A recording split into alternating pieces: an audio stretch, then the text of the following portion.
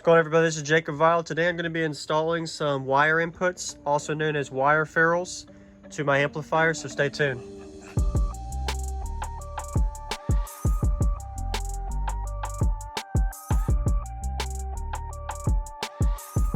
So I got a couple here from a friend I wanted to try out. I'll also be sure to put a link in the description where you can actually get these from on Amazon, eBay, other sites, etc.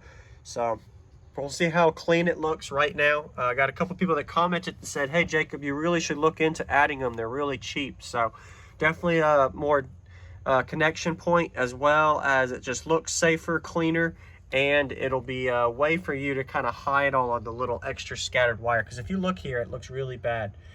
This is a ground and a ground, so there's nothing wrong with them touching here or here. These are the I have 2 0-gauge inputs to the Stetson 8K amps. But as long as my wires aren't crossing, but they just don't look as clean. After looking into it, I didn't realize it. But hopefully by the end of this video, you'll be able to see kind of what I did, and you'll see the results and the difference between what it was before and after. So thank y'all for watching. Go ahead and hit the subscribe button if you haven't, as well as stay tuned for a lot of other cardio videos, how-tos, DIYs, as well as just demo videos that I do on my channel. So appreciate y'all hitting the like button and subscribing if you haven't. So let's go ahead and get started. Let me go ahead and go off camera real quick and disconnect one of these, and then I'll get right back with you, showing you how one of them kind of looks when it gets right up close on installing. So here we go. So I got the first one out and installed here. Just want to say, I forgot to mention that this is just me doing this for fun and entertainment. This is probably not the most appropriate or experienced way to do this, but I'm glad to share it on YouTube for y'all. So this is what I cut off that was before. So when it looks all like messy in there, and in order for me to do that, all I did was I just had some, these are a little rusted, but 0-gauge cutters got from Harbor Freight. Y'all can get them anywhere else, I'm sure. But that's what it looks like installed. So this was the piece that it was before, and then I'll show you the steps of how I got to that. But I don't know about the actual connection point to see, hey, is it more connective as far as resistance and I guess connectivity of this piece of metal versus or aluminum versus the actual wire to the amp. So that's why I've never done this in the past. I just assumed it would be better to have wire direct, but it looks clean. And I had a little gap there. I accidentally cut it just a little too big, but the next one I'll do a little bit better, and I'll show you the process for it. Definitely works good though, and then it goes right into the amp. So whether you have a single, dual, triple, quad input amplifier, you can do this, and it works really well. I'm actually really happy that some of you guys commented on previous videos of this. It looks really good. Now you don't see any of the wire like you did before. So definitely pretty good turnout so far. And of course, another thing is you could probably crimp these. So you get a little vice gripper plier and crimp them, or a crimper tool to crimp those in place too. So if anybody hasn't already seen my videos, if you're new to watching this video, this is my build. Not pretty by no means. Maybe look a little hazardous. And I also forgot to mention, anytime you're working with wire, always disconnect your grounds and powers. Make sure it's not hooked up to any batteries or fuses, so that way you know you're working without a live wire. So it's another side note I forgot to mention there. So, but there you go. That's one of them done. And I'm going to go ahead and do all 4 soon. Show you all the steps of how I did that. If y'all have any suggestions or questions, feel free to reach out. I'm learning on this. This is completely new to me. Never done this, but I'm liking the look. Going from that messy appearance, aesthetic look to this. And it looks safer, cleaner, and honestly more professional. So, and there's different sizes. You can also do these not just for 0-gauge. I'm sure you're also able to do it for your blue turn-on wire, as well as if you want to do it for your speaker inputs as well, for down to 4-gauge or 8-gauge, 10-gauge, 12-gauge, whatever. I highly recommend doing at least 8 to 10-gauge wire. It's just it's always a little more current flow when you have thicker gauge wire for your speakers. But I use 8-gauge. So I always put the link in the description for where I get my stuff, as well as what kind of stuff I use for this. So anyway, let me go ahead and turn it off again. Let me get something else unloaded and get this one installed, and then I'll go ahead and show you the next step. So thank y'all for watching, and here we go, next part.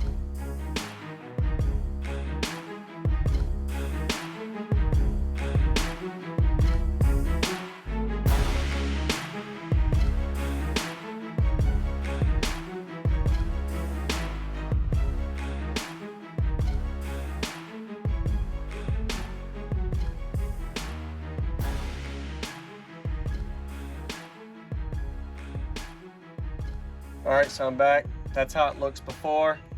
Let's go ahead and get another one installed. So another thing somebody might ask is why I use this red tape. I had a little bit left over, so I just like to put it on the power so I know it's red for live, even if it's not live right now. Take the fuses, all of that out, but go ahead and do this. So this is what I did in the last one. Keep in mind, this is no way professional or best route of doing this stuff. I'm just doing it on YouTube for entertainment, as well as, hey, somebody suggested it, so I'm gonna try it out. So there we go. So I get my little tool here. I'm actually recutting it. Good thing I did a little bit longer length for my actual length of my wire, so I have some leg room to cut mine. So I just get my little tool here. It's a little dull, but it'll work for what it is.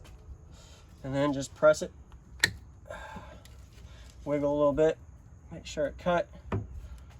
There we go.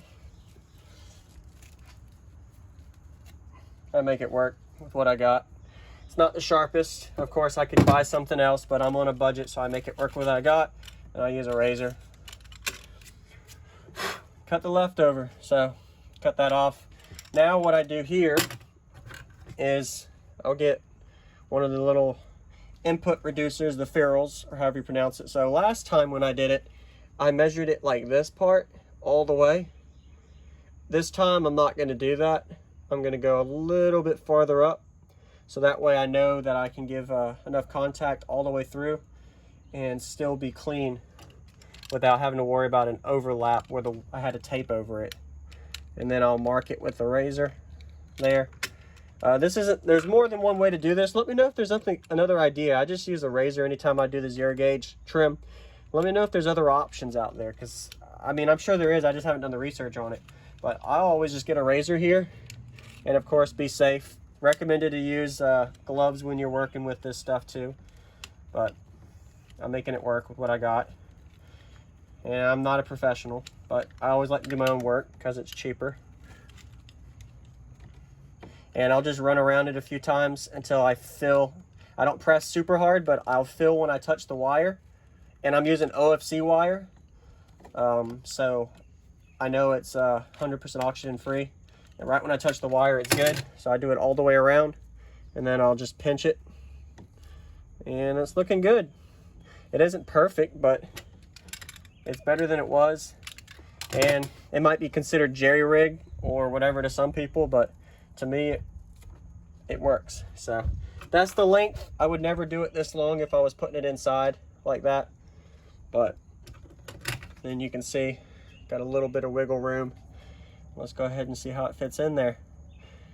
So I would have never been able to, I forgot to mention this step. I would have never been able to fit this inside that. There is no way I would have been able to fit that in there, because once it's opened up and smashed and all that other good stuff, then it's so hard to fit in here unless you get an oversized one, which I would recommend to be stiff and tight. So this is extremely stiff and tight, so you can actually, so I'll put the link in the description if you didn't already hear earlier, where you can get these. So really cheap too. So go ahead and put them in, make sure all the wires clean, no strands out like it was before. It was ugly. Push down and then wiggle and rotate, and that's how I got it in. First time doing this, and honestly it is so easy. And I had a little bit of leg room this time, so I'll get right to the wire. And that's another reason why I tape around it, because I got blue. There's different colors you can try, and there's even set kits of all the colors. And I'm just going to put tape over that, and it looks clean after that. So I use some electrical tape, tape around the edge there, all the way around. Ta-da! Good. So not all the way to the edge, but enough to where I don't have to worry about clean, and I still got contact point there. And I was going to do this on video so you can see. I was saying to crimp, so get a crimper tool, not something like that. Some kind of crimper tool to crimp this, but I'll show you how it looks once I get it installed here with the Allen key, just so you can see how it looks. So I'll go ahead and tighten it as tight as I can, and then I'm going to pull it out so you can see how much it crimped by me just tightening it just like this. Once again, shout out to you guys that are commenting and watching still, as well as suggesting this. I actually like this. It's a really good clean look for cheap. I'd say it's less than $10 to $15 invested to make your wires a lot safer, cleaner, and make sure you always disconnect the wire, power, and ground from your battery and fuses so you don't have any live wire doing this. But that's it. So I'm going to go ahead and do the others off camera. Let me go ahead and crimp it like I said. All right, that's as tight as I can get it. So let me go ahead and loosen it so I can show you the end result, and then we'll cut the video off. I just want to show you how the crimp looks. Plus I'm curious since I'm doing this first time right off camera. So there you go. So that crimped it. Just that little Allen there. But I didn't even crimp it all the way. But that wire ain't going nowhere. It's tight in there. And it worked. So thank y'all for watching. Subscribe if you haven't. I'll see you on the next one. This is Jacob Vile out. As well as feel free to comment and give suggestions. I'm not a pro at this, doing this for entertainment as well as learning. And anything I learn and do, I like to do on camera because I can look back on it myself for memories, as well as relate to myself again, maybe see what my mistakes were, and also so I can teach other people, because we're all still learning the YouTube world. So I'll see you on the next one. Jacob Vile out.